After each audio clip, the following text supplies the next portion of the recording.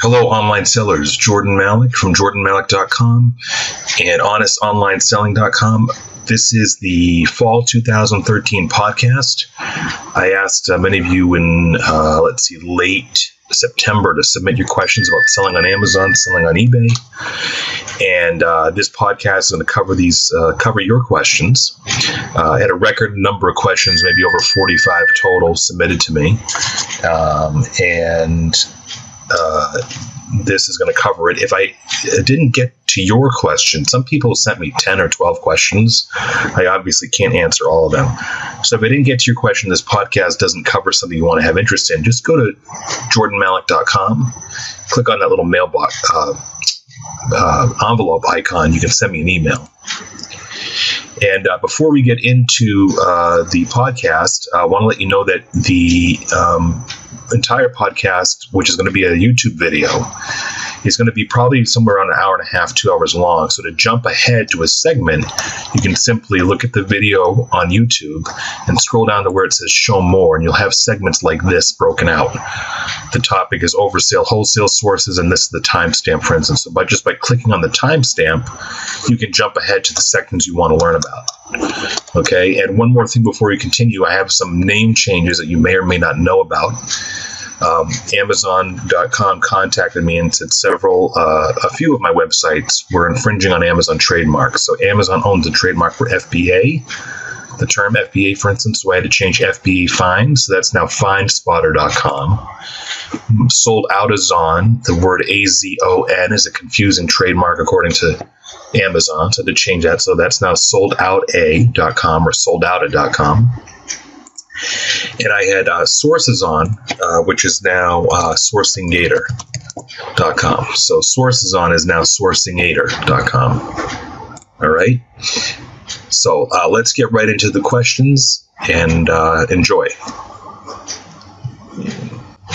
So our first question comes from Stephanie. This section is going to be about growing your business, growing your Amazon or eBay business. So Stephanie says, how did I take the leap from a regular job to internet sales? And she says that it's a bit overwhelming. And how did I break it down into manageable pieces? That's a great question, Stephanie. For those of you who don't know, in about 2009, in February 2009, I was fired. Thank God I was fired from the world's largest ad agency in New York City. It's because I just didn't fit in. I'm an entrepreneur at heart, and I don't fit in big organizations too well. So, we were, my wife and I were more or less living hand to mouth at the time. And when I got fired, I had already been doing Amazon and eBay, selling products on Amazon and eBay part-time. And I just remained, my resolve was just to keep at it because I knew that selling products on Amazon and eBay can work and can be very profitable and people make a living out of it. And I just kept going, grew it into a full-time business, but was doing it very part-time on a very part-time basis on the weekends and some evenings. And I think it was actually before I was fired. I was going, we had one car at the time, which my wife was using for a house cleaning business. And my father-in-law, who lives very nearby me and still does, would drive me around to area libraries where I'd buy books. On there, most libraries have a little used book sale rack, and I would find books or used books, library remnant books, used VHS tapes, DVDs, CDs, etc. And I would buy them for 10 cents and 25 cents, and I'd sell them on Amazon for $10, $15, $20 and up via Amazon FBA. When people say, hey, I don't have time, and Stephanie, I'm not indicating that you're saying that you don't have time, but I'm just, if you want to start growing your business on a part-time basis to get it at a sustainable level when you can make the leap, you really have to work at it part-time. And the hours that you'd normally spend doing your hobbies, watching TV, playing golf, the times that you spend watching your favorite TV show or talking to your friends on the phone, my suggestion is use that time to grow your business on a part-time basis. You can make that leap. It's interesting that you say, though, there's so much information available, but it's a bit overwhelming. You don't have to buy or read everything out there. about selling on eBay, selling on Amazon, or for any business that you want to take part-time to full-time and make sustainable income from. There's many folks that started this business that don't buy anything. I bought one ebook when I started, and that's really the only reference that I used. So even though there's a lot of information, it doesn't mean that you're doing something wrong by not reading or absorbing all that information. Read just some information and use that information to start growing your business. And when you're at a level or have some free time, you can read more information about it. So it's definitely very possible.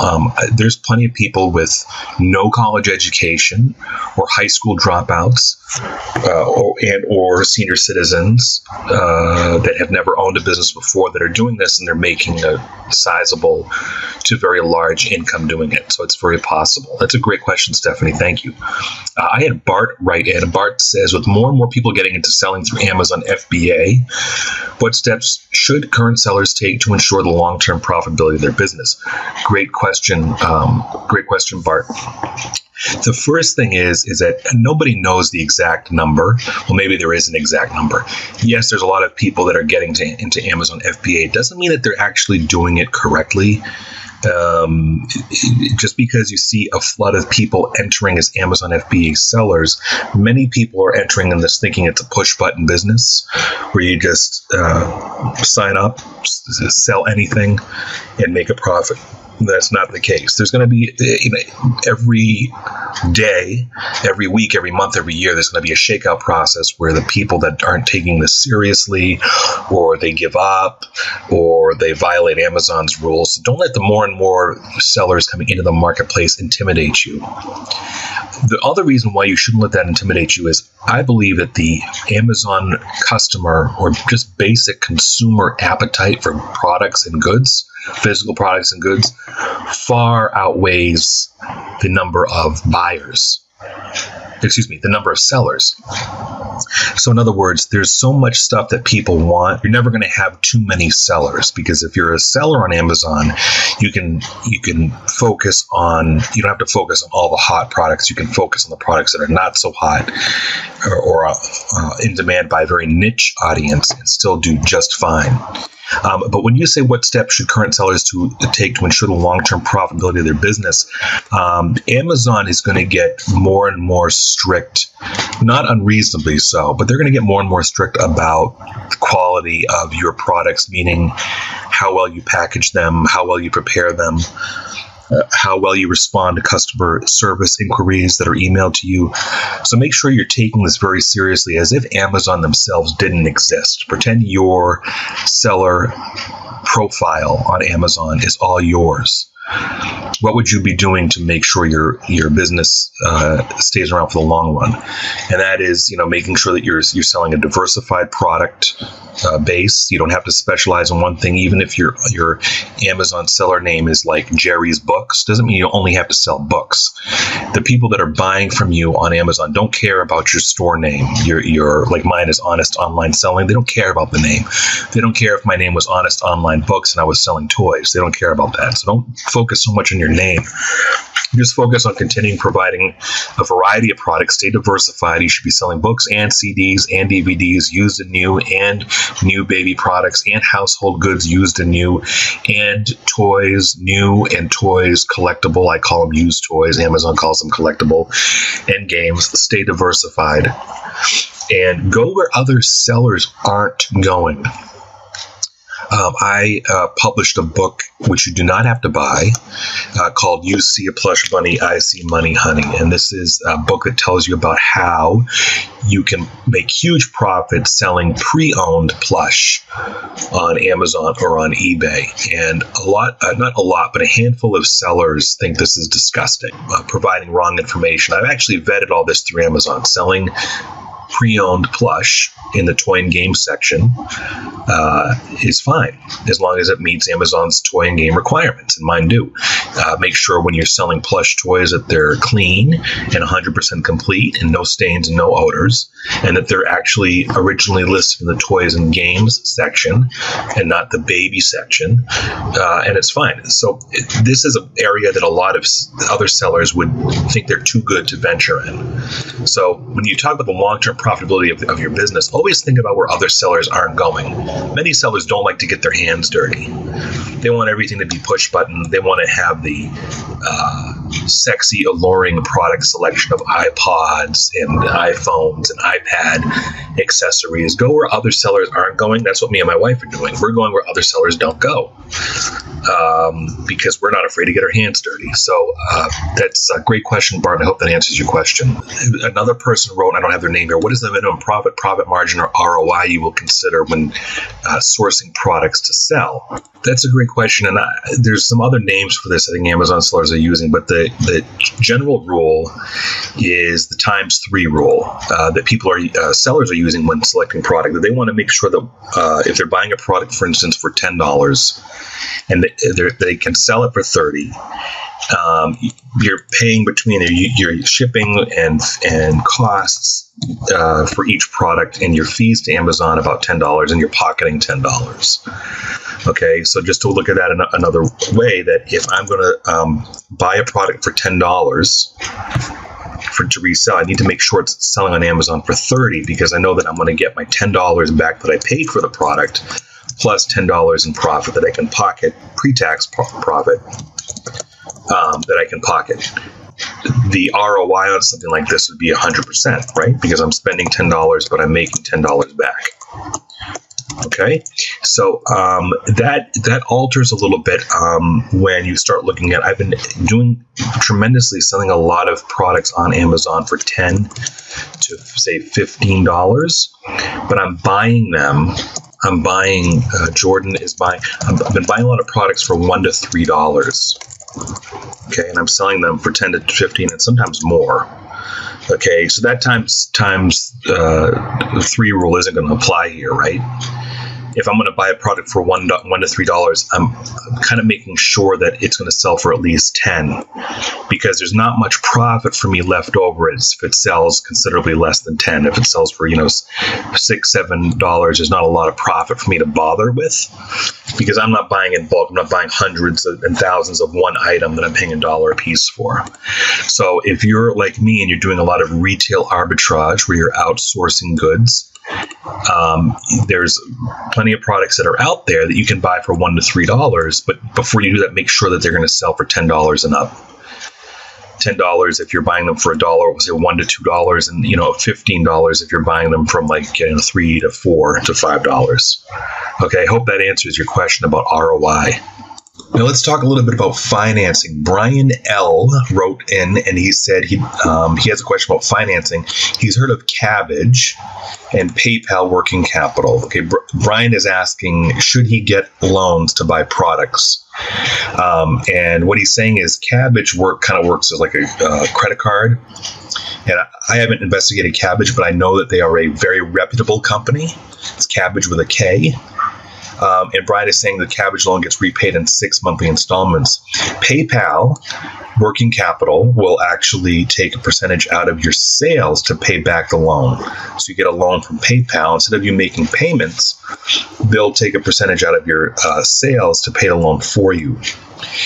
Brian, that's a great question.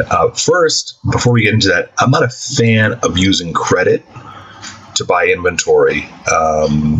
I'm a fan of growing your business incrementally, where you reinvest the cash that you earn as profit into buying more inventory. That's how I've done it. I've never used a credit card to buy inventory. At least in the past 4 to 5 years, I haven't. So if you've got no outstanding debt, your personal wise or business wise, then sure, take a chance and use what you call other people's money. or a credit card, or Kabbage, or PayPal working capital. If you are going to go the route, I kind of like, if this is true, and I haven't investigated, but I like the idea of PayPal taking a percentage out of your sales, because that way you're forced to pay it. Where Kabbage is something where you're kind of at their mercy in terms of you have 6 months to pay them back, and that's it. So I like the idea, the discipline of PayPal working capital, taking a percentage of your sales. Although Kabbage is a reputable company, and I believe their site is at Kabbage.com. It's Kabbage with a K. But I would, if I were you, consider Brian L. Not getting a loan and building your business based on the profits you earn from selling product. That would be my recommendation. Sales tax. It looks like Ken has a question about the sales tax that needs to be collected and sent to each respective states.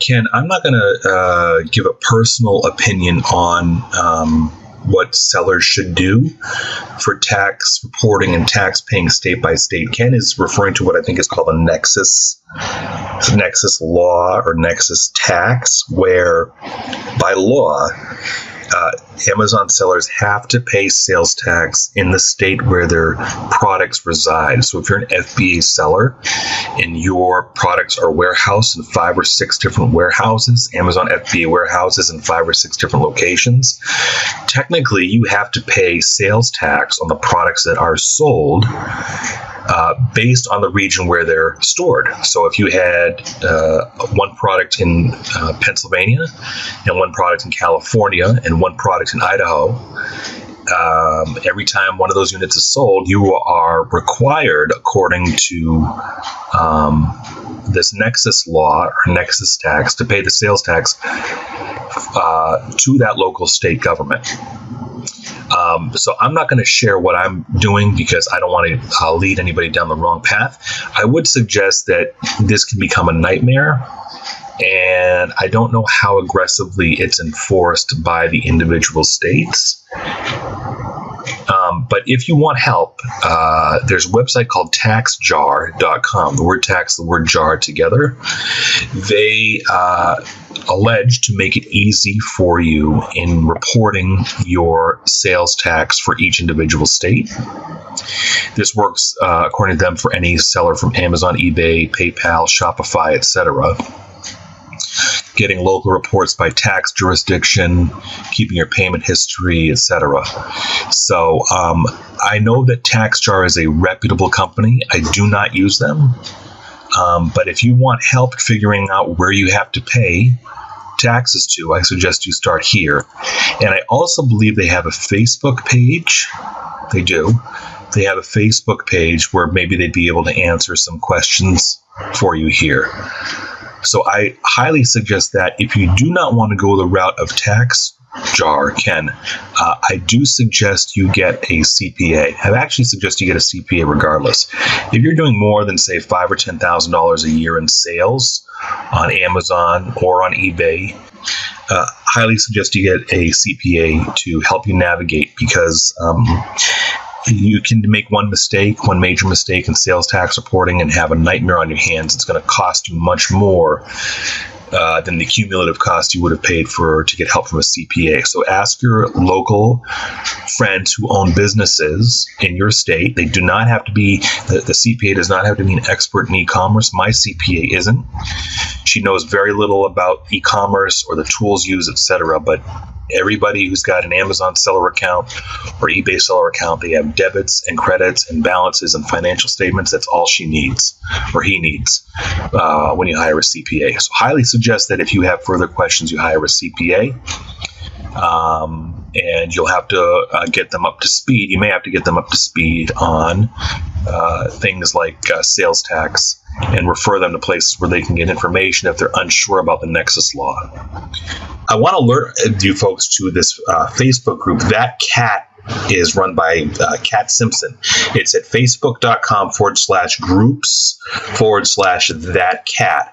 And the reason why I bring that up is that she and other experts on this group, which you can join for free, It discusses a lot about Nexus tax, and they have a lot of members helping other members make sense of the Nexus tax laws. So I wanted to bring that up. It's at facebook.com. I definitely recommend you join regardless, because she covers a lot of Amazon and eBay seller issues. Facebook.com/groups/thatcat. The first T is capitalized, and the letter K is capitalized.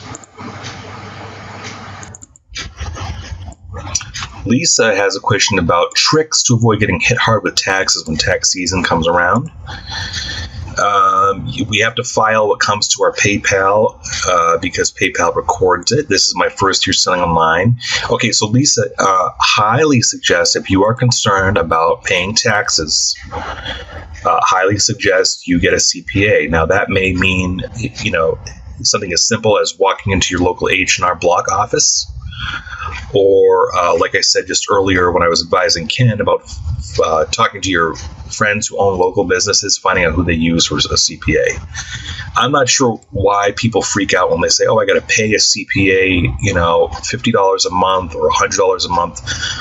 My sales, I have sales from multiple channels. I pay my CPA $200 a month for the routine stuff that she does, and then the end of year stuff amounts to a few $100s. Highly suggest that if you do not want to get hit hard with taxes, if you do not want to get audited, if you want to make sure you're doing things right, that you hire a CPA. I also get inventory like you found at yard sales, and there are no receipts for that. I realize that. So if you want to be on the safe side, you want to make sure that you're making personal records of the date you went to the yard sale, what you purchased, and how much you paid for each item. So if you want to avoid any problems, get yourself a CPA. In the meantime, it may be as intricate as you going back and seeing what you've sold and making a record of what you bought and stating what you bought and how much you paid for it. Now, on the subject of taxes, let's talk a little bit about the sales tax you pay when you're buying merchandise at a local store to resell on Amazon. Trisha A. writes in and says she's not started because she's worried about figuring out the tax stuff. Let's say she finds some items on clearance at a store. She pays the sales tax when they ring her up. She says, and then Amazon collects the sales tax again from the buyer. That is generally true when you're first starting out. Many sellers don't realize that you do not have to pay sales tax if you are a business and you have what's called a sales tax certificate. So that means when you go into a retail store, if you're a business registered in your state, you can present them with what's called a sales tax certificate. It's called other things in different states, but it basically says that you do not have to pay sales tax because you're buying the items for reselling. So Trisha, I suggest first you Google whatever state you're in. Say you're in Illinois, you would do a Google search for Illinois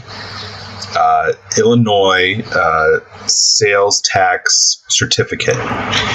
Okay, and what I did is I bought this guide by a well-known Amazon seller called Deborah Conrad, and it's at the link bit.ly/no-retail-tax, and that guide helped me figure out where to go in my state to ensure that I have a sales tax exemption. And in New York, I just applied online and got a form that I just downloaded and filled out. It was all free to do. I would assume in all cases, regardless of the state, you have to be a business to do this. You can't be an individual, from what I know. So this guide taught me all about it. I think it's $12.50. It covers how to buy tax exempt from brick and mortar stores. It also says getting a sales tax refund for items you buy online. So you have to, when you buy online and you pay sales tax at checkout, you can actually get a refund of that. And some accounting issues surrounding that. So highly suggest you read the guide. If you don't want to buy anything, just do a search for your state. Like I said, if you're in a state like Florida, you would type in Florida sales tax exemption form or sales tax certificate, And definitely, I don't pay sales tax anymore. The drawback is when you're in a store, you have to hand the form to the clerk, and that can take a while because the clerk has to bring up your purchases a special way. So, but my wife and I carry a stack of these sales tax exempt forms around with us every time we make a purchase that's meant for the business of reselling the products. We present them with the sales tax, and New York State sales tax is like between 8 and 9%, I think. So we definitely save a lot of money. Now, Dale wrote in, and she is discovering, or I'm sure Dale, I guess Dale could be a he or she. Let's just say Dale is a she. She's discovering that when she goes scouting for a majority of the items that she's finding in stores are not for sale on Amazon, and what to do regarding purchasing unlisted retail items for sale. So what Dale is saying is, if you buy, can you buy items that are not for sale on Amazon and sell them? And certainly you can. There's a few things that you have to do. If the item is not on Amazon, you have to create a product page for it on Amazon, and Amazon Seller Help will let you will show you how to do that. To also make a decision before you buy the item, is this item actually going to sell? There is a huge advantage to having an item. Of course, there's a huge advantage to being the first to sell an item on Amazon, as you'll be the only seller to sell the product. Now, to figure out whether or not that product is worth buying and selling on Amazon, I would take a look at the similar products on Amazon, see what the sales ranks are. I would also try doing a completed listing search on eBay to see if this item sells well. Okay, so to do a completed item search, I will do, let's just say fall tablecloth. I'm just making this up as I go here. I will do a completed item search to see whether or not these items of this caliber are selling. And to do that, you type in the word, the product you're looking for. I'm just going to make it a little more specific. We'll say Hallmark.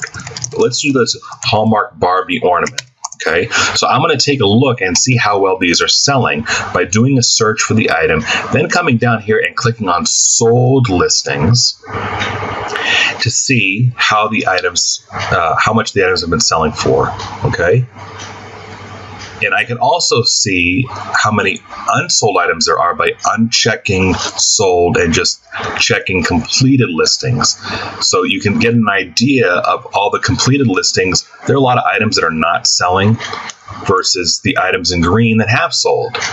Okay, so that's another way. If you're unsure of an item that's not on Amazon and a similar product does not exist on Amazon, take a look at eBay just to get some data of the feasibility of the item selling. Okay, let's see. Nikki writes and says she has heard the concept of people finding items on Amazon that are being sold by merchant fulfilled sellers. That means the seller is shipping them from home. She's heard of sellers buying those products and then selling them for a big markup via FBA.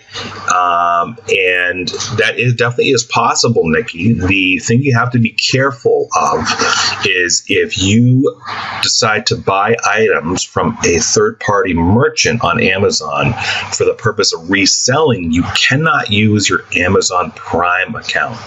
If you're an Amazon Prime member, from a consumer's perspective, if you're an Amazon Prime member and you paid us $79 annually to have 2-day shipping, you cannot, as a Prime member, purchase products on Amazon with the objective of reselling them. So you have to think about that. Maybe if you have another account that's not Amazon Prime enabled, if it's just a regular account where you have not paid for Amazon Prime, again, I'm talking about a buyer's account, a consumer's account on Amazon. Sure, certainly, if you can find a big enough discrepancy buying from merchant fulfilled sellers to resell on Amazon FBA, I say go for it. In terms of searching for deals, I suggest that you find a niche, and that's hard. And I would assume that someday somebody's going to release software that will help you look for such deals. But you have to kind of be very on top of things in terms of your niche and Ideally, products have a lot of price volatility from merchant fulfilled, where merchant fulfilled sellers are battling it out over price, and you're seeing generally a high increase in price for the item via FBA versus merchant fulfilled. Certainly you can do that. I think there's easier ways to find product.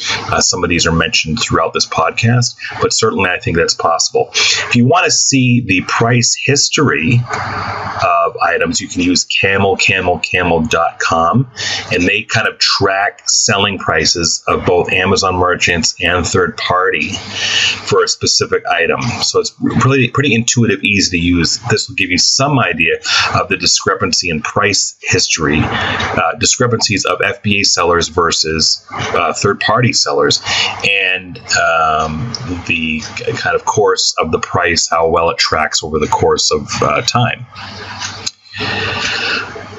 Let's see. Lisa writes in and says, I would like to know more about retail arbitrage. She says, I keep reading scan when you are in Target, Walmart, etc., but clearly there has to be more to it. I never scan anything that is anywhere close to being profitable to sell on Amazon. And she's asking me how to find things that sell well. Is there a certain place to search for wholesale opportunities? Great questions. Lisa, I suggest you experiment to see if there's a liquidation grocery store near you. If you look up this or type in this URL in your search bar, I've created a list of grocery salvage stores. Go to bit.ly/SS-list13, and that looks like this. Grocery salvage stores, or they're called banana box stores in some states, or they're called liquidation stores, buy essentially shelf pulls of products and sundries and food and cosmetics, etc., and sell them for a huge discount. Many of the items won't qualify because they're like health and beauty aids or supplements or food that are canned food or candy that's expired. You cannot sell expired products on Amazon. But if you go to this list, I've made a nationwide list that I paid out of my own pocket to create that's free to use. You can see there's 8 other people viewing it right now. It's pretty popular.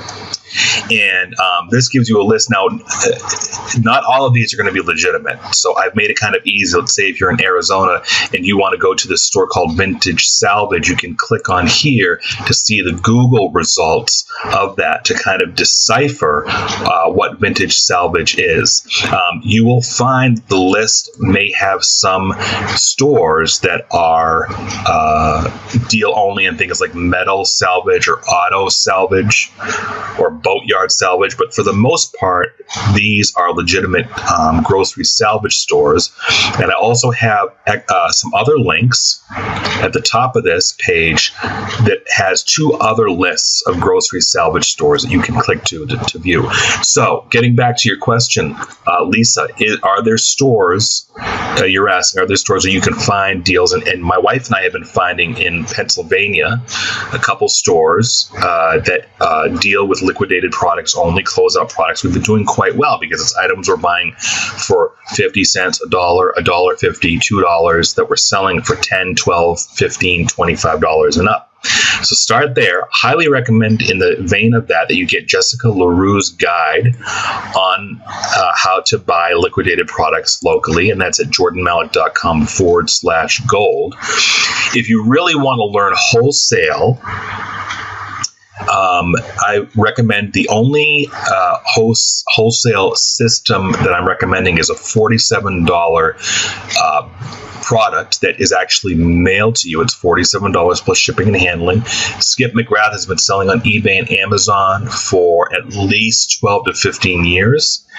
And he is truly the master of learning how to select wholesale products and where to find them and how to make a profit selling them. He will ship you his wholesale buying system, how, what, and where to buy products at true wholesale to sell on eBay or Amazon. Skip offers a no question questions asked, unconditional 90-day 100% money back guarantee. I'm personally extending that if you decide on day 91 through day 365. If it's not for you, contact me and I'll refund you personally when you buy the product through my link. So that's jordanmalik.com/wholesale.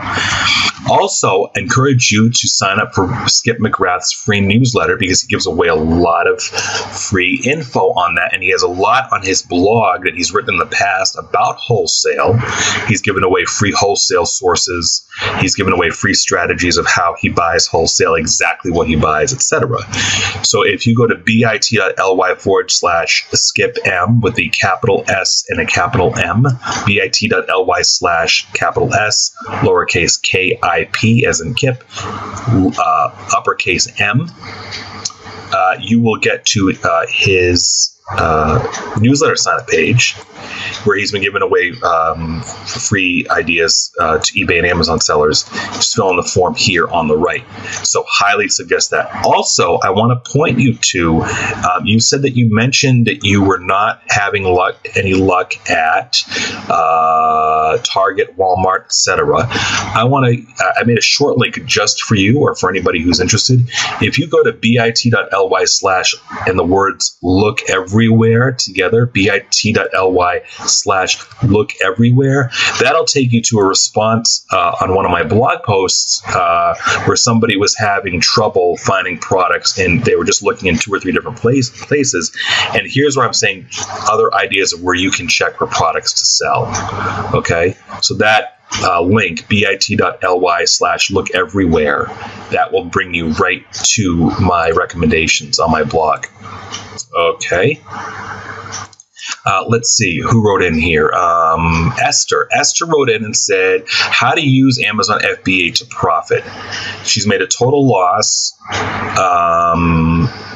And she's not making any money, and she wants to know how to source items at a very cheap price. Okay, Esther, very good question. Let me throw you some free resources. Used books, CDs, and DVDs sell very inexpensively locally. So you can find them at libraries, you can find them at thrift stores, etc. Now, not all used books, of course, not all used books, used CDs, and used DVDs are profitable to buy and resell. But I continue to have very good luck sourcing them locally for 50 cents, $1, and $2 and selling them for 10, 12, 15. Many used books I have sold for upwards of $25 to $50 that I've paid 50 cents to $1 for. So highly suggest you read this free book. It's at sellfba.com/jm.html, sellfba.com/jm.html. It's a free ebook about this topic. If you want to learn some advanced techniques, many people don't do this, but I have a link here for you. It's called jordanmalik.com/books. If you go to that, you click on that link. This is a $27 ebook by Adam Bertram, and I think it's Adam Bertram and Nathan Holmquist. This is one of the books that I bought when I first started out. It's $27, okay? And it has some very creative ideas about how and where to source used books. And it gives a lot of ideas that most people, many sellers, do not use. Okay, sellers are notoriously lazy by nature. Many sellers, not all of them. Many sellers are notoriously lazy, and they'll go. The only way that they source books is, let's say, if they go to just the thrift stores and they go to library book sales. But there's really another, 6 to 10 creative ways that you can use that most other sellers in your area are not using for you to be able to source high value books. And this book covers it, so I recommend it highly. Okay, let's see. This is from Terry. Terry says that she's been selling on Amazon's FBA program for about a year. She's been trying to source health and beauty items and gourmet food items with limited success. She's looking for health and beauty items priced at closeout/liquidation prices. Yes, Terry, I have a link for you. if you go to if you go to the web address jessicalarue.com, Jessica Larue, 2 S's, 2 R's.com /HBA webinar. This is a webinar that she made. It's not free, but it's very reasonably priced, on how to source health and beauty at liquidated prices. I have learned, I thought I knew a lot of stuff, and I learned my liquidation sourcing strategy from Jessica Larue's book that I mentioned earlier at jessicalarue.com/gold. Excuse me, at jordanmalik.com/gold. That's how I learned how to source liquidation. But she's done a webinar on how to source health and beauty items. I think that would help you. And Pat says, what's the best way to find liquidated merchandise? She knows about places like Big Lots. She's trying to find low-cost merchandise without a retail store type middleman. Again, Pat, I mentioned it earlier. I learned the art of buying liquidation. I'm doing very well with now. I'm selling very, very high profit products now. And I learned it at Jessica Larue's ebook, Liquidation Gold. You can get it at jordanmalik.com/gold. It has a 30-day money-back guarantee. I'm backing it for an extra 335 days, so you're backed for a full year. Full details at jordanmalik.com/gold. Also, make sure you check out my list of liquidation stores. One might be near you at bit.ly/SSlist13. The other links that I mentioned earlier, if you're interested in learning wholesale, go to jordanmalik.com/wholesale. This is the wholesale buying system by Skip McGrath. It's $47 plus shipping and handling. He mails it to your home. Or I also recommend, in addition to signing up to his free newsletter, bit.ly/skipm with a capital S and capital M. Now, Carrie writes in and says that she's been selling on Amazon, but she's frustrated how she sees an Amazon comes in and starts selling the same product she's selling at a much lower price. And she's asking, should I make it a point to never list items that Amazon is listed as well? She means Amazon, the corporation. And secondly, how much money on average should I spend on COGS, meaning cost of goods sold? She's asking how much money should she spend on inventory, how much should she reinvest, etc. Let's see. Gradually pay down the debt from purchases. Okay, great questions, Carrie. So I have a lot for you to read that's going to help you, Carrie. It's not a lot in terms, it's not going to take you a long time. It's just about 3 or 4 different links. So the first thing I want you to go to, Carrie, is bit.ly/low and slow. I made this a redirect just for you. bit.ly/low and slow. Excuse me. It's a blog post I wrote on why I sell products that are not so hot versus trying to compete with Amazon. Okay, so that's the first thing. So there's some things that Amazon cannot do and won't. They probably won't do because they're too big. And that one of the things is that Amazon's probably not going to compete with you on things like used books, used CDs, used DVDs. If they are going to compete, it's going to be very, very little bit. Used toys, Amazon calls them collectible toys. I think one of the mistakes people get into is that they think they consistently sell whatever is brand new out in the marketplace or whatever is currently being manufactured in the marketplace, and they think they can just go in and sell it for a profit. And the fact is that you're up against much bigger sellers that are buying the product directly from the distributor or the manufacturer. They're not buying it at retail like you are. Amazon has the ability to use their purchasing power to buy the product very inexpensively, and Amazon has the ability to take a loss if they want to by selling the product at a very low price. So for the most part, the products that I select just happened by default not to be are not competitive with Amazon, or they don't compete with Amazon, because I primarily buy closeout items, liquidated items, pre-owned items, collectible toys, CDs, used CDs, used DVDs, out of print CDs, DVDs, out of print VHS tapes, stuff that Amazon is not going to be buying quantity 1,000 of or even quantity 100 of. Okay, now you can do this. You can compete with Amazon if you have the same product as them. Let's say closeout. Say if you go to popular discount stores, TJ Maxx, and you buy 100 baby Winnie the Pooh themed baby bottles from a local TJ Maxx, and Amazon gets their hands on the same product. Wait for Amazon to sell out. They're eventually going to sell out of the product. That means Amazon corporate. You may be competing with other sellers, but the mistake I see a lot of people making is saying I quickly need to make a lot of money. And if I buy these 100 bottles and sell them at $15, I'll make $5 a piece, and that'll be $500 profit, etc. So you have to approach this like a real business. And that blog post I just referred you to, that bit.ly/low and slow, will help you get into the mindset of getting into areas and loading up on products, whether they be quantity 1 or quantity 20 or quantity of 100, where you're not competing with Amazon so much, but you have to be patient. But the earlier you start doing that, the less risk there will be for you in the long term, because you will have built up your inventory at Amazon with these higher higher sales rank, slower selling products. Okay. Now, one thing that's interesting is I think you said here something about waiting every 2 weeks to get paid. Let's see, Amazon, Easy. Okay, so somebody at some point asked about getting paid. So the transfers from the bank to the bank account is now for sellers every 14 days, unless you've been grandfathered in from a long time ago. I have been grandfathered in from a long time ago. I can make deposits to my account every 24 hours.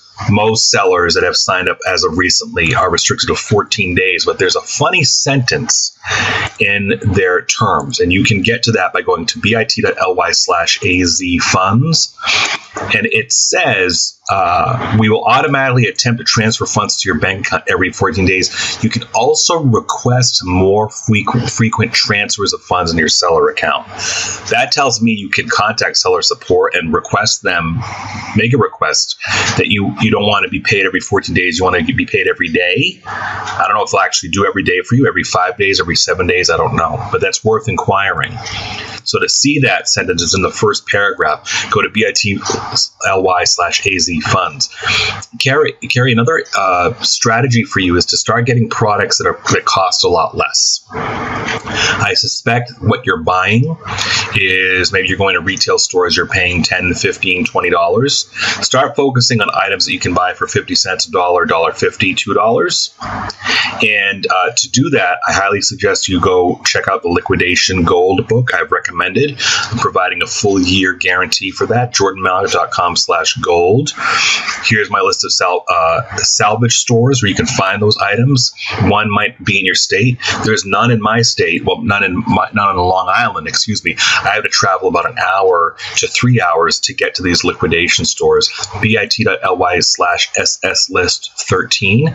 Try buying items of very low risk to you that can have a very potentially high return. That's used books, CDs, DVDs. The free book is here, sellfba.com/jm.html. Advanced techniques, I highly recommend, is jordanmalek.com/books. Now, Hannah writes in and said, considering Carrie's question, Hannah has some doubts that Amazon is a viable full-time business. She's saying that she's asking, should Amazon be looked at as a nice little side income despite the claims for it? Hannah, totally, I know who you are. I like you very much. Totally disagree with the concept of selling on Amazon only being a part-time business for people. I think I've shown my sales to folks before. This is my 2012 total sales. Let's see if I can remember the link. That's not it. Well, okay, here we go. So here is my sales from last year. I did 136,000 in shipped products, or essentially 136,000 in total sales for all of 2012. Roughly 60, I'm just going to say a very rough average profit-wise was about 55 to 60% of this. So my total net pre-tax profit was $70,000. That's the equivalent of a very good paying full-time job for many folks. The irony is that my wife and I worked this in a bunch of very part-time business all year.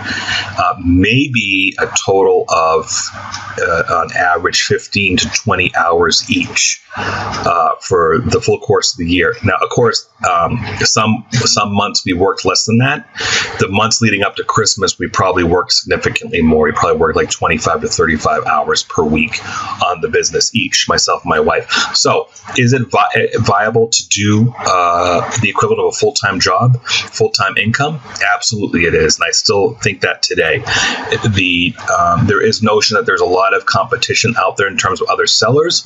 That is true, but there is tons of opportunity. The appetite of American consumers, I think, far outweighs what Amazon can keep up with in terms of selection and demand of product. So, in other words, there will always be opportunities for people to sell that will never be able to keep up with the demand of people that are trying to buy. Okay, so it looks like Joseph asked the same thing and asked an individual who is cash-strapped to start their Amazon eBay business and expect to thrive in later years. Yes, Joseph, I agree with that concept.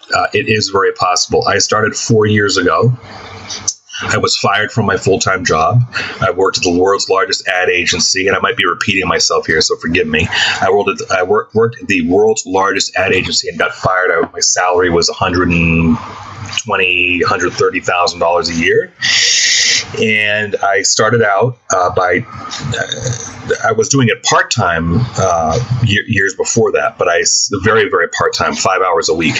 But my father-in-law would drive me around in his van because I had no car. My wife had the car because she had her own house cleaning business here on Long Island. We were trying to make ends meet that way. And he would take me in his van with about 100,000 miles on it and drive up and down Long Island to all the local libraries. Where I got my start going into the libraries, looking at most libraries have a little used book sales rack, and buying used books for 25 cents, 10 cents, $1, selling them on Amazon for $10, $15, $25 and up. And that's how I got my start. And I reinvested. Somebody just asked with one of these questions, should I reinvest? I think you should reinvest as much of your profit that you can into just buying more product. Okay, so I used all that money to reinvest in buying more books, and then I moved on to toys, and then I moved on to household goods. But I do very little to no wholesale buying. All the stuff that I bought is bought in the physical sense. Most of the items that I buy, that I resell on Amazon, are bought in the physical sense, where I'm going to a thrift store, I'm going to a church sale, I'm going to a yard sale, I'm going to a liquidation store, I'm going to a clearance rack, and a retail store. That's how I'm finding the bulk of the product that I sell on Amazon.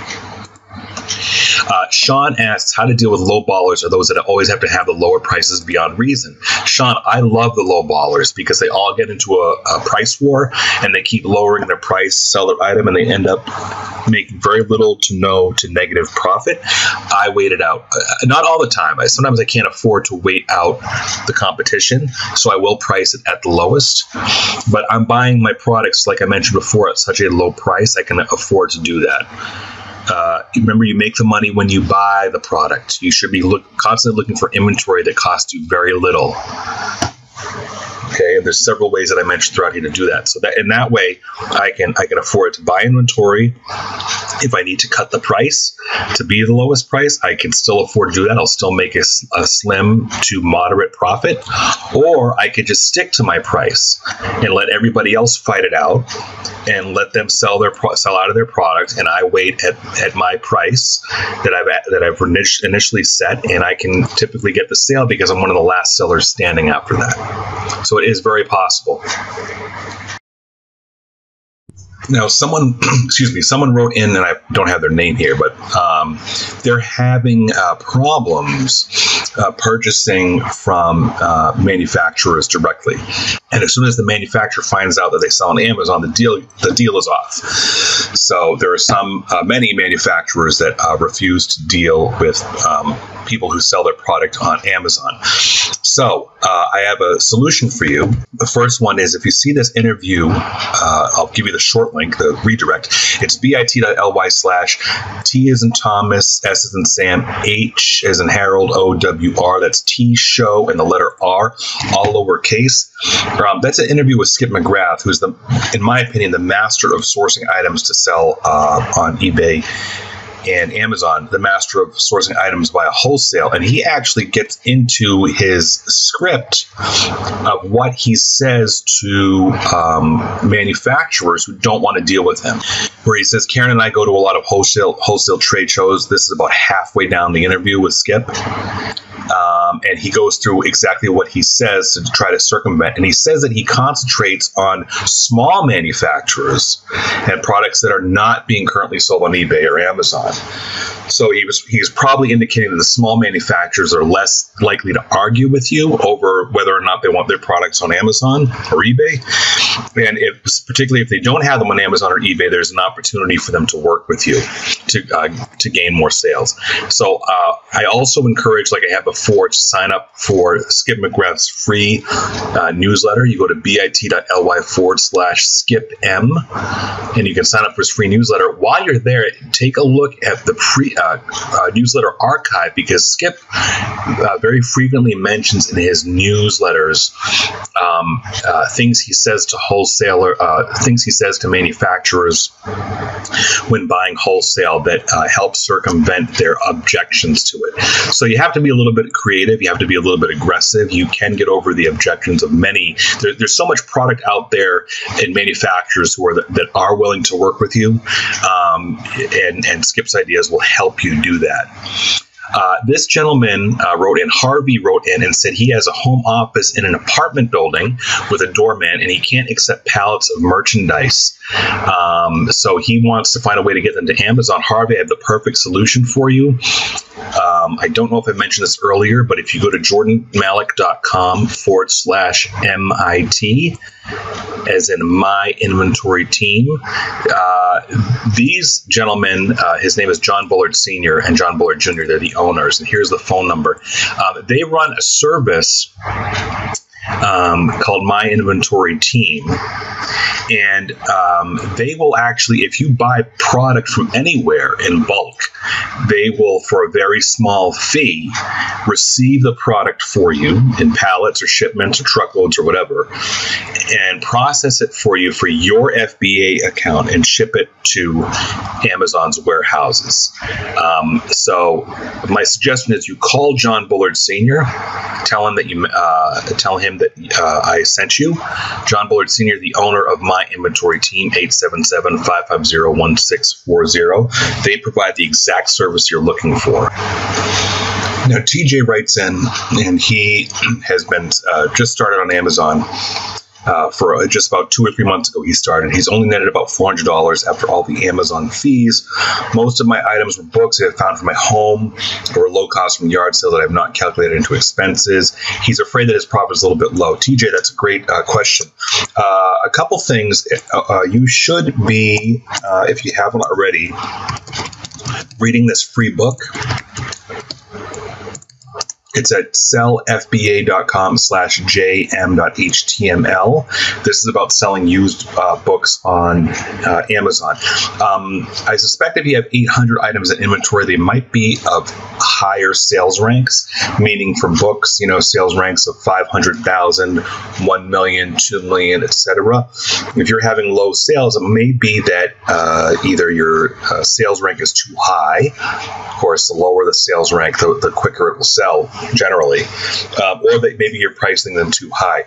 I'm going to give you the same advice that I gave my brother-in-law, who started selling on Amazon in March, is that you need to be sending in books. Now, when I say high volume, I mean 100 a week and up, meaning books, used CDs, used DVDs. Now, I'm only talking about that. For instance, I'm not going to be talking about toys in this instance or household goods. Let's just focus on books, CDs, DVDs that you're sourcing 50 cents, $1, $1.50. You really should, your goal should be sending at least 100 products a week into Amazon FBA warehouses. When you're thinking you're working hard, my suggestion is work twice as hard if you're not satisfied with the results. Working twice as hard, I mean sourcing and sending stuff in twice to 2 to 3 times harder than what you're doing now. Because ultimately what you want is you want a very large, not a very large stock in terms of there's sellers that have millions of items. I'm talking about you probably want to have 1,000 or 2,000 products in Amazon's warehouses before you start debating whether or not you're doing a substantial job. So if you looks like you have 800 items in there, I would look at your pricing to make sure you're pricing things correctly, meaning that, if your inventory is languishing and you can still make a profit, my suggestion is to start lowering your prices by 10% every 2 weeks, 1 to 2 weeks.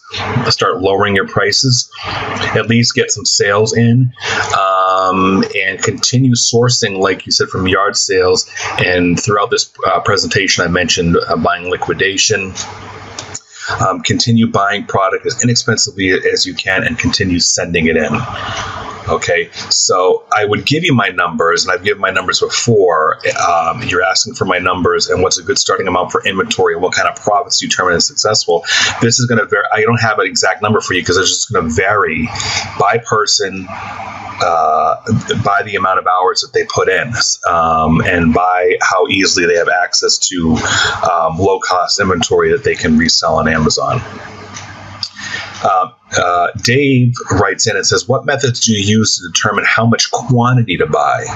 Frequently, Dave runs across a deal where the opportunity is time limited. You can't wait to send in a product to see how fast it sells. Overall, Dave, I suggest that if you're unsure, that you do make the time to see how fast it sells. You should always be sourcing no matter where you go. But in general, and the ideal scenario for you is the lower the sales rank, the better. Okay, so a sales rank of 3,000 is markedly better than a sales rank of 200,000, right? The lower number of competing sellers for the item, the better. And try to ensure that whatever you're buying, the lowest FBA price, or if there's no FBA price, the lowest merchant fulfilled price plus the shipping charge is at least 3 times whatever you're paying for the product. I went over that earlier in the podcast. For instance, if you run across a deal and you're only going to be in that store for that minute, and it's a toaster, and there's 5 of them on the shelf, and it's got a sales rank of 150,000, and there's only one other seller, sure, that makes for a good opportunity because you have an okay sales rank for household products, but you have only one competing seller. If you run across Carter's Baby Bib and Marshalls, and it's selling at Marshalls for Marshalls is a discount department store. It's selling for $5, but it's selling on Amazon for $15, and there's 27 other sellers selling the same product, and let's say it has a sales rank of 5,000, which is very good. You probably want to consider walking away from that because something that you're buying for 5 that you're selling for 15 is an adequate profit margin. But if there's 27 other sellers selling it, you're talking about something that might be sitting on the shelf for a while. So practice makes perfect in this. When I started out, I knew nothing about sales rank. 4 years ago, I was buying any book, any used book at any library for 10 cents, 25 cents, not realizing that some of these books had sales ranks of 5 million, 6 million, and 20 other sellers. So I didn't know what I was doing. I was just buying anything that looked like it could make a profit. I was buying it, and that's not the way to go. So make sure you're following your sales, whatever you're selling. See how those sales are doing, why you think they sell quickly, and pay attention to things like the sales rank, the number of competing sellers, and are you going to make a profit? As a rule of thumb, if I find an item that has it's completely out of stock on Amazon, meaning there's no sellers, including Amazon, typically, unless it's got a very poor sales rank, I'll buy the item anyway. Because if you're the only person on Amazon selling the item, it's almost a safe bet it's going to sell pretty quickly, and you'll be able to more or less name your price within reason. Okay? Let's talk about selling during the holidays. Let's see. Christine Don wrote in, how well does the used items do at holiday season? Would you recommend mostly new items for this most profitable time of year? Don, I recommend a mix.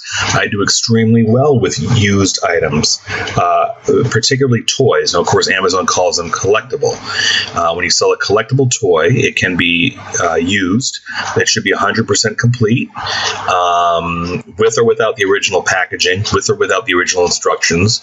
It should have all the parts, and it should, if it's battery operated, it should work. It should function correctly, regardless of batteries or not. So I do particularly well with both. The used toys typically bring me a much higher profit margin. And the reason why I like used toys is because when used toys go out of production, they're no longer available on store shelves. I can command a higher price point, and they're just as desirable, because there's plenty of people coming up this Christmas that want toys, kids especially, that want toys that were released and no longer produced. So they were released 1, 2, 5, 10 years ago. They're no longer being manufactured. They're happy to put up with used, meaning collectible, meaning not new. The other reason why I like collectible toys is there are a lot of people that take a pride in buying collectible used items for the sake of the environment. And it sounds silly, and I'm not a big environmentalist, but if you think about when you give one toy that was previously owned, that's one less new toy you're buying. That's one less opportunity for waste, plastic blister cards, styrofoam, etc. And it's one less used toy in the landfill. It's actually being quote unquote recycled by having a new owner. So that's why many people are very pro-environmentalist, and they actually probably take joy in buying pre-owned items. Now, it can also apply to things like home products, electronics, right? Household items, household electrics, etc. Christine wrote about 12 questions. Christine, I'm only going to be able to answer a few of them. What should we be doing? What should we be doing now to prepare for Christmas sales? Christine, I covered that in this post. I'm going to give you a short link to it right now. It is Low and Slow, bit.ly/low and slow. It's going to give you plenty of ideas of how to source items for selling this Christmas. And let's see what else she asks. With no small children in our family, how can we learn what are the hot items to market for the upcoming holidays? Christine, I have a great book for you. And the short link is bit.ly/notHotLists, bit.ly/notHotLists, the 3 words together. That'll bring you to my blog post where I talk about this, how to profit from hot toy lists. And this explains it here. It's not ideal to use the hot toy list. The hot toy lists are just used to generate hype and sales. They don't necessarily indicate, because they can't predict the future of what is truly going to be profitable for you to resell. Remember, just because a toy is hot doesn't mean that you can buy it at its retail price and sell it for twice or 3 times its retail price. There has to be a big shortage of that toy, or you have to be able to get your hands on that toy at a significant discount for you to be able to profit with them. So that's going to explain more in this blog post. I suggest you buy the book, but if you don't buy the book, at least read the blog post. Go to bit.ly/notHotLists. If you want, findspotter.com is my service that alerts people to profitable toys they can buy online or in stores that they can resell on Amazon for a profit. We do a lot of focus on Christmas. Also, go to the link I recommended earlier. Get your name on the product list.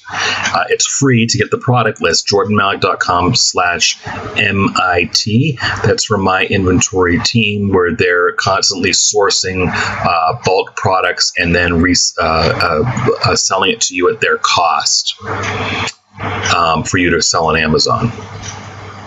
Let's talk about returns. This person, let's see who wrote this, Dave Hendry. Dave wrote in and said, one issue that I've not heard discussed often is warranties on new merchandise that has been purchased locally at clearance sales and sold on Amazon. Being third-party resellers, are we responsible for honoring warranties? The reason I asked that I recently read on the Amazon form of a seller being asked by a buyer for a warranty a year after the purchase was made. The seller was unsure how to proceed. Okay, so Dave, good question. I can assure you that this is going to come up very rarely, if never. Just it's never happened to me, and I've never heard of this happening to something else. Basically, Dave is saying if somebody says there's a warranty on an item, what do you do? So in the worst case scenario, if somebody buys something from you and they're claiming there's been a 1-year warranty and they want it replaced or they want their money back. At the very worst case scenario, if you want to avoid any problems, if you're unsure, you just refund the customer. I've never had that happen the 4 plus years I've been selling on Amazon, where somebody has contacted me a year later or with any amount of months past the general merchandise return period and said this has a 1-year warranty. Could it be a manufacturer warranty? Are they supposed to call the manufacturer? Because it's typically not the retailer who provides the warranty, right? It's typically the manufacturer. They have to write into the manufacturer of the item and say, hey, this vacuum has a 1-year warranty on parts and replacements, and that's a manufacturer warranty. So it's going to depend on what type of warranty is printed on the box or in the materials. If there's a problem where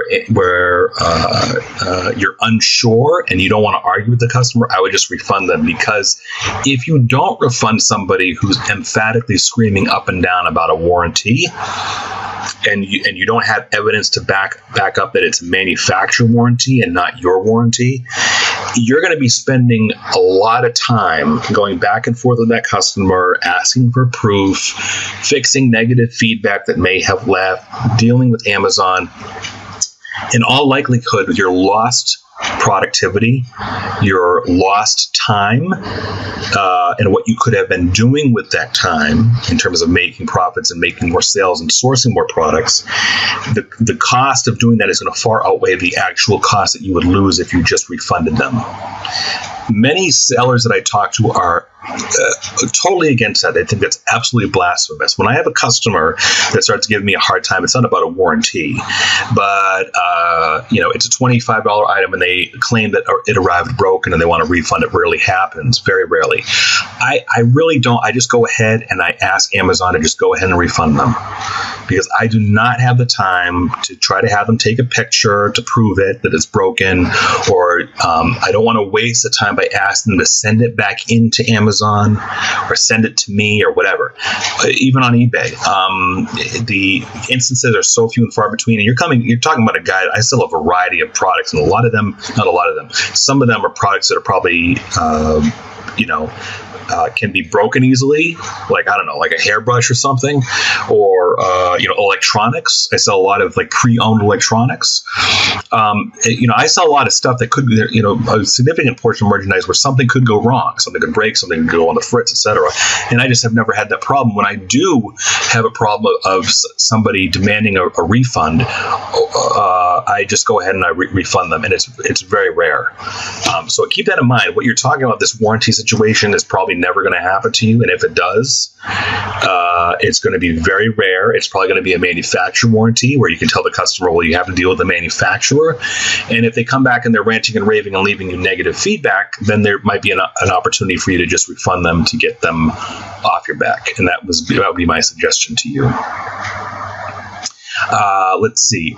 This gentleman wrote in and said, Jordan, I want to sell books on FBA. Can I use a regular inkjet printer? Yes, you can. Or do you need a laser printer? Yes, you can use a laser printer. Actually, let me rephrase that. I think Amazon's policies prohibit using an inkjet printer. That's all I've been using in the past 4 years. Not all I've been using, excuse me. I have used an inkjet printer off and on for the past 4 years for printing my Amazon FBA product label that you stick on the product itself, and I've never had a problem. So if you're going to use an inkjet printer, there is a risk, but I don't think you'll be penalized for it. I can't promise you that, of course, but I have never had any problems printing labels using my inkjet printer.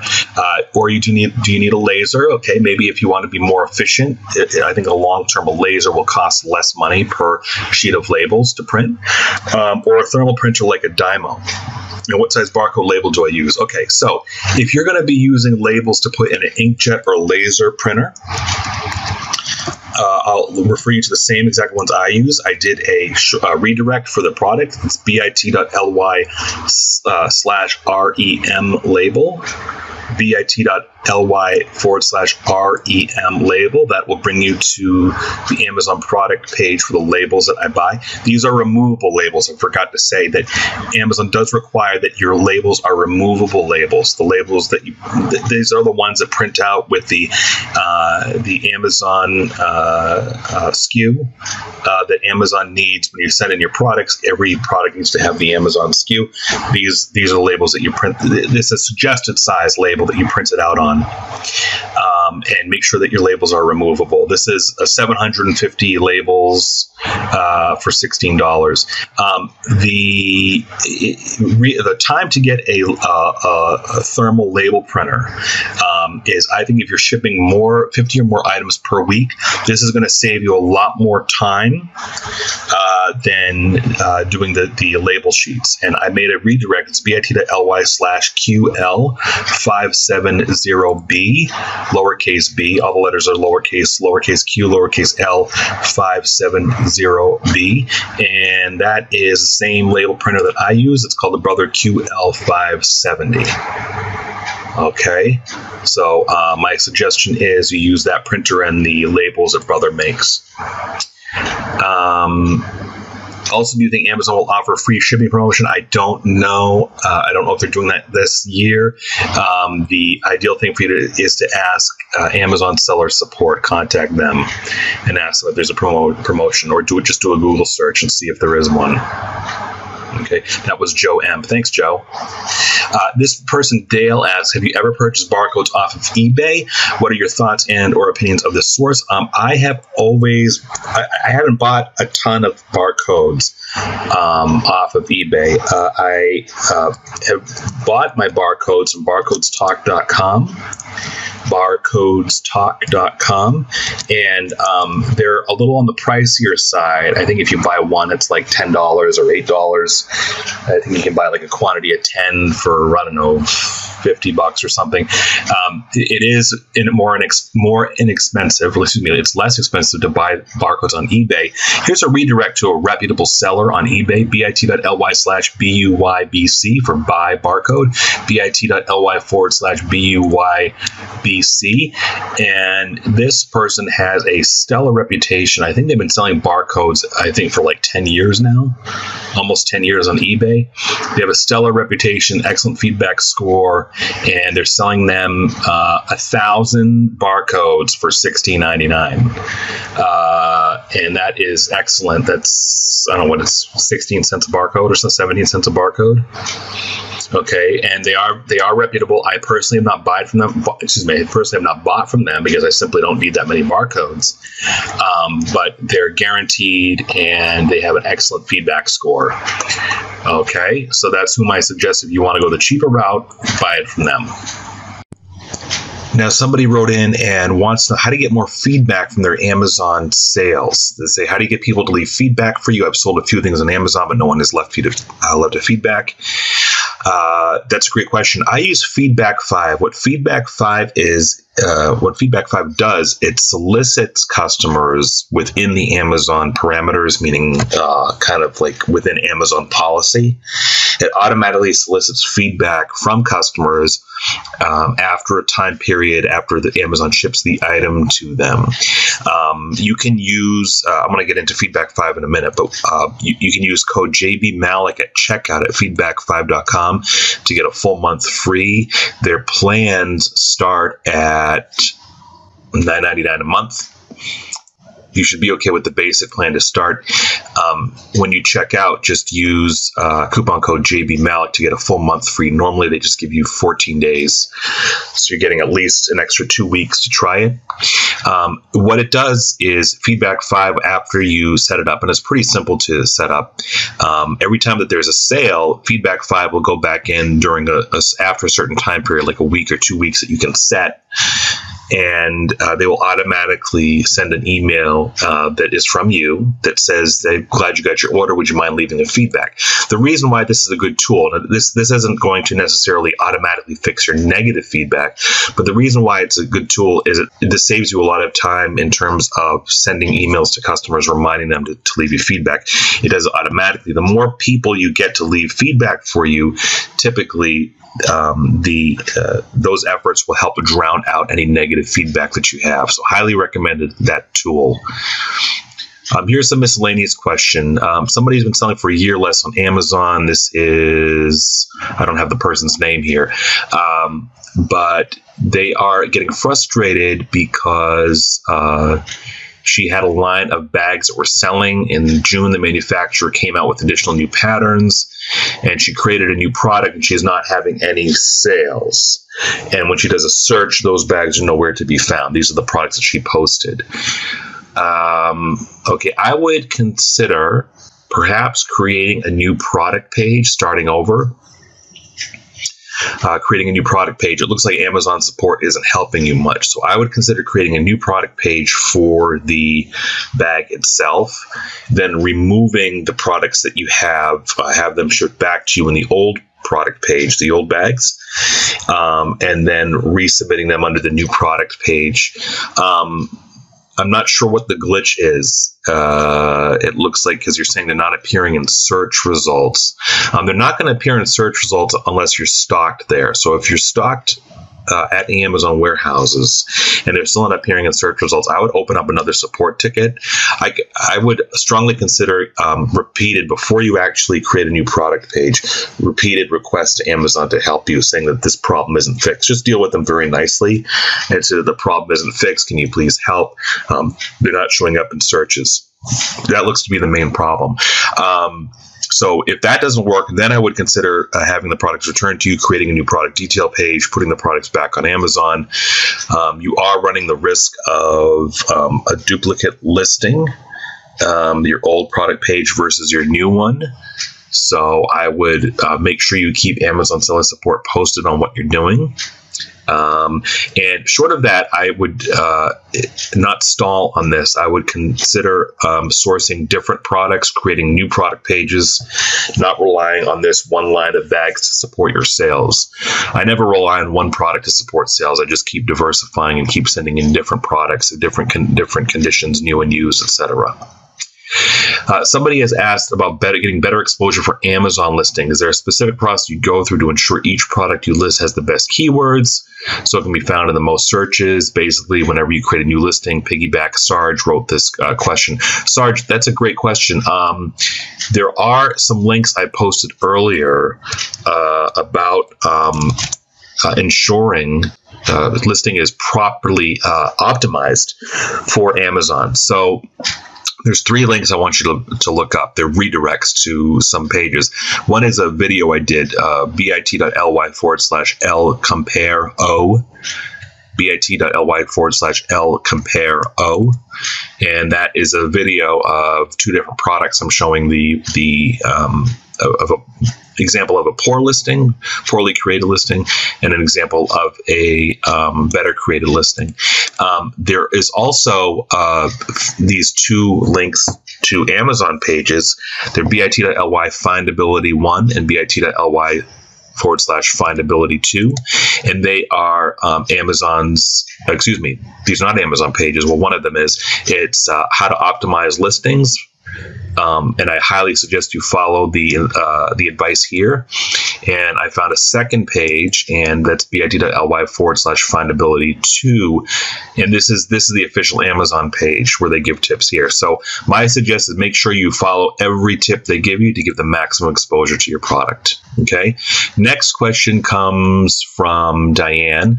Diane is having a problem with eBay. She's trying to diversify, new to eBay, and so started listing a few collectible books and VHS tapes. Diane, first, I just highly suggest you list these on Amazon.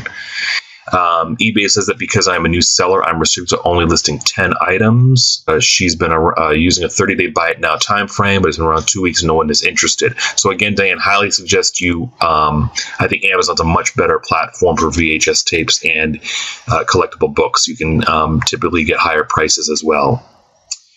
Completed auctions. Okay, so my suggestion is for you to get more feedback to kind of lift the restrictions on what you can sell on eBay. One of the things I recommend is buying high quantities of very low cost products, just to increase the sales and your feedback.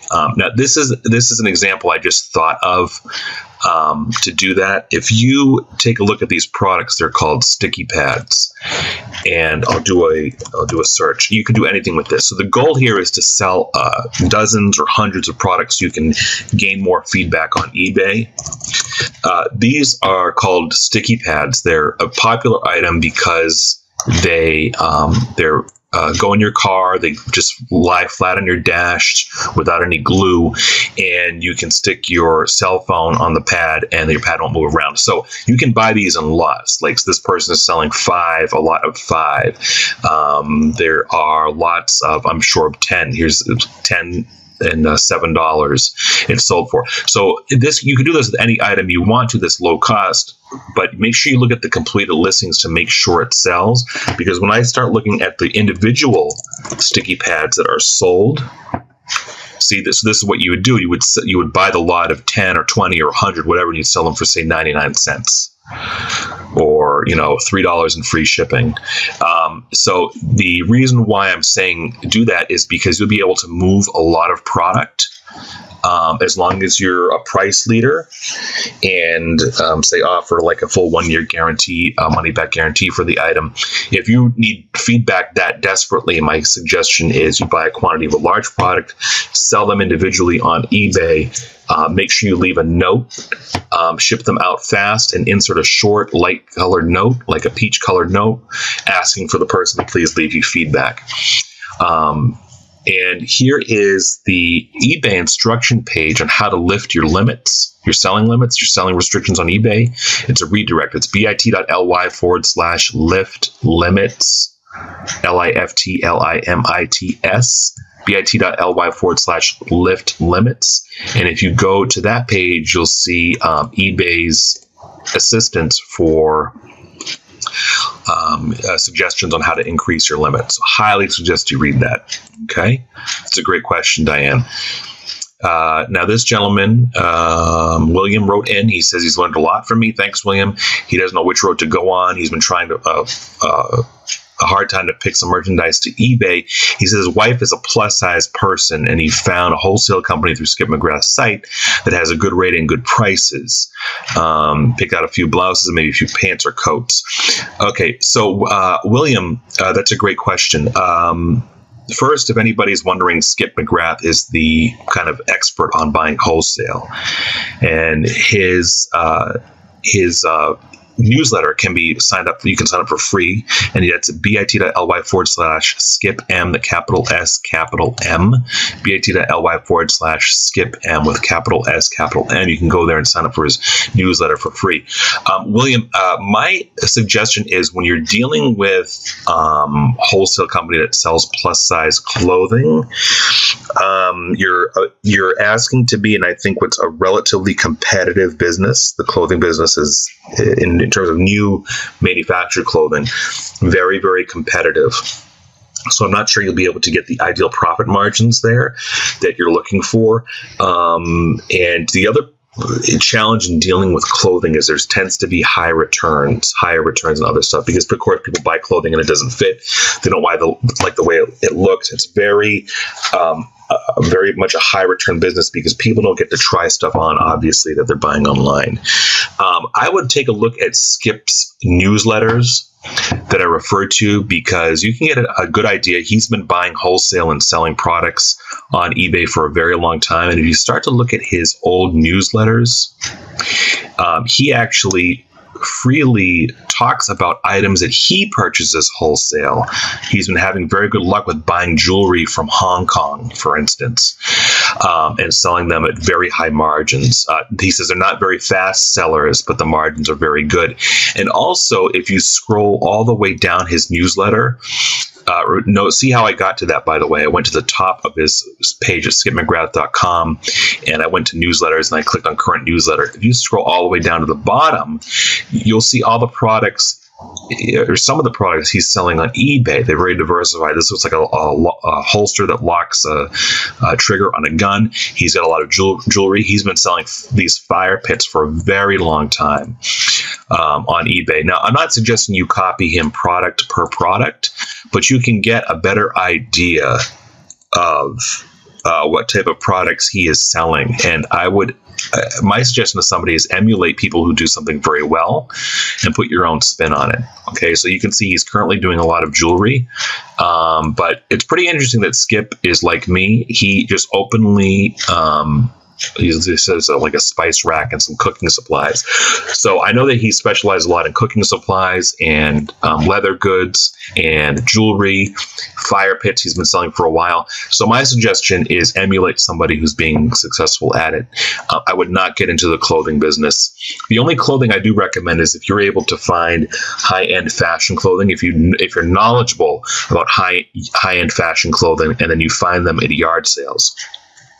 For instance, my wife occasionally finds something that's high-end, like a Chanel bag or a Burberry sweater at a yard sale, and the person who's selling it doesn't really know what they're selling, and she'll buy that for $5, $10, bring it home to me, and I list it on eBay, and it sells for $100, $200. That's the only type of clothing, but that's not a sustainable business if you have to rely on that year-round. Okay, that's a great question, William. Good luck, and keep me posted. So that ends our podcast for 2013. I hope you enjoyed that. If I did not get to answer your question, or if you have further questions, I'll do the best I can to help you and point you in the right direction. You can reach me by going to honestonlineselling.com. That's my blog. Just click on the little envelope icon here and shoot me an email. Hope you enjoyed the podcast. Good luck. We'll see you in 2014.